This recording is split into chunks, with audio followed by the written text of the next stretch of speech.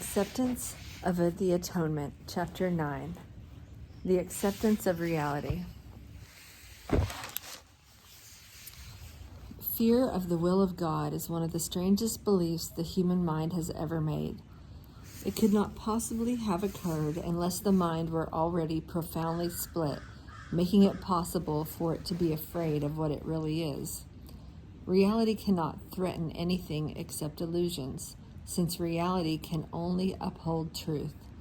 The very fact that the will of God, which is what you are, is perceived as fearful, demonstrates that you are afraid of what you are. It is not, then, the will of God of which you are afraid, but yours. Your will is not the ego's, and that is why the ego is against you. What seems to be the fear of God is really the fear of your own reality. It is impossible to learn anything consistently in a state of panic. If the purpose of this course is to help you remember what you are, and if you believe that what you are is fearful, then it must follow that you will not learn this course. Yet the reason for the course is that you do not know what you are. If you do not know what your reality is, why would you be so sure that it is frightful? The association of truth and fear, which would be highly artificial at most, is particularly inappropriate in the minds of those who do not know what truth is. All this could mean that you are arbitrarily associating something beyond your awareness with something you do not want. It is evident, then, that you are judging something of which you are totally unaware. You have set up this strange situation so that it is impossible to escape from without a guide who does know what your reality is. The purpose of this guide is merely to remind you of what you want. He is not attempting to force an alien will upon you. He is merely making every possible effort within the limits you impose on him to reestablish your own will in your awareness. You have imprisoned your will beyond your own awareness, where it remains, but cannot help you. When I say that the Holy Spirit's function is to sort out the true from the false of your mind, I meant that he has the power to look into what you have hidden and recognize the will of God there. His recognition of this will can make it real for you because he is in your mind, and therefore he is your reality. If then his perception of your mind brings its reality to you, he is helping you to remember what you are. The only source of fear in this process is what you think you will lose, yet it is only what the Holy Spirit sees that you can possibly have. I have emphasized many times that the Holy Spirit will never call upon you to sacrifice anything. But if you ask the sacrifice of reality of yourself, the Holy Spirit must remind you that this is not God's will because it is not yours. There is no difference between your will and God's. If you did not have a split mind, you would recognize that willing is salvation because it is communication. It is impossible to communicate in alien tongues. You and your Creator can communicate through creation because that, and only that, is your joint will. A divided mind cannot communicate because it speaks for different things to the same mind.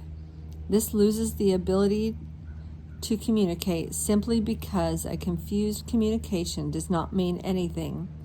A message cannot be communicated unless it makes sense. How sensible can your messages be when you ask for what you do not want? Yet as long as you are afraid of your will, that is precisely what you are asking for. You may insist that a Holy Spirit does not answer you, but it might be wiser to consider the kind of questioner you are. You do not ask only for what you want. This is because you are afraid you might receive it, and you would. That is why you persist in asking the teacher who could not possibly give you what you want. Of him you can never learn what it is, and this gives you the illusion of safety. Yet you cannot be safe from truth. but only in truth.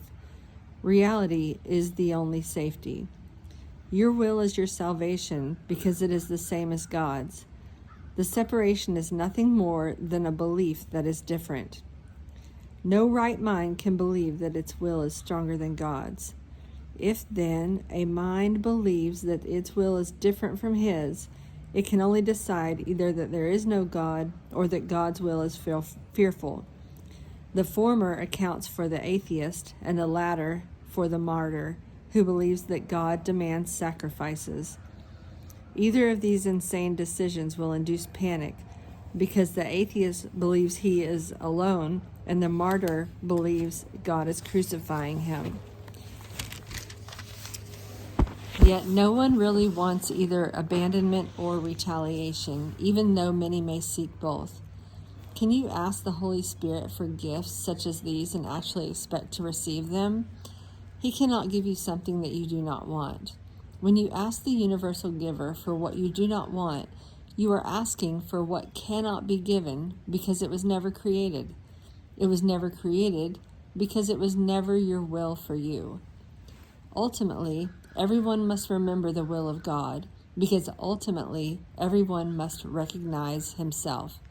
This recognition is a recognition that his will and God's are one. In the presence of truth, there are no unbelievers and no sacrifices. In this security of reality, fear is totally meaningless. To deny what is can only seem fearful. Fear cannot be real without a cause, and God is the only cause. God is love, and you do want him. This is your will. Ask for this, and you will be answered, because you will be asking only for what belongs to you. When you ask the Holy Spirit for what would hurt you, he cannot answer because nothing can hurt you, so you are asking for nothing. Any wish that stems from the ego is a wish for nothing, and to ask for it is not a request. It is merely a denial in the form of a request. The Holy Spirit is not concerned with form, being only aware of meaning. The ego cannot ask the Holy Spirit for anything because there is a complete communication failure between them. Yet you can ask for everything of the Holy Spirit because your requests to him are real. Being of your right mind, would the Holy Spirit deny the will of God? And could he fail to recognize it in his Son? You do not recognize the enormous waste of energy you expend on denying the truth. What would you say of someone who persists in attempting the impossible, believing that to achieve it is to succeed? The belief that you must have the impossible in order to be happy is totally at a variance with the principle of creation. God could not will that happiness depended on what you could never have.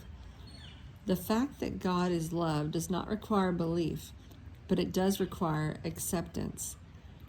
It is indeed possible for you to deny facts, although it is impossible for you to change them. If you hold your hands over your eyes, you will not see because you are interfering with the laws of seeing. If you deny love, you will not know it because your cooperation is with the law of its being. You cannot change laws you did not make, and the laws of happiness were created for you, not by you. Any attempt to deny what is must be fearful, and if the attempt is strong, it will induce panic.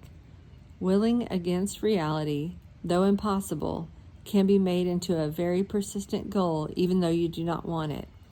But consider the result of this strange decision. You are devoting your mind to what you do not want. How real can this devotion be? If you do not want it, it was never created, and if it were never created, it is nothing. Can you really devote yourself to nothing? God, in his devotion to you, created you devoted to everything and gave you what you are devoted to. Otherwise, you would not have been created perfect. Reality is everything, and you have everything because you are real. You cannot make the unreal because the absence of reality is fearful, and fear cannot be created. As long as you believe that fear is possible, you will not create. Opposing orders of reality make reality meaningless, and reality is meaning. Remember then that God's will is already possible, and nothing else will ever be. This is the simple acceptance of reality, because only that is real. You cannot distort reality and know what it is. And if you do distort reality, you will experience anxiety, depression, and ultimately panic, because you are trying to make yourself unreal. When you feel these things, do not try to look beyond yourself for truth. The truth can only be within you. Say, therefore, Christ is in me, and where he is, God must be, for Christ is part of him.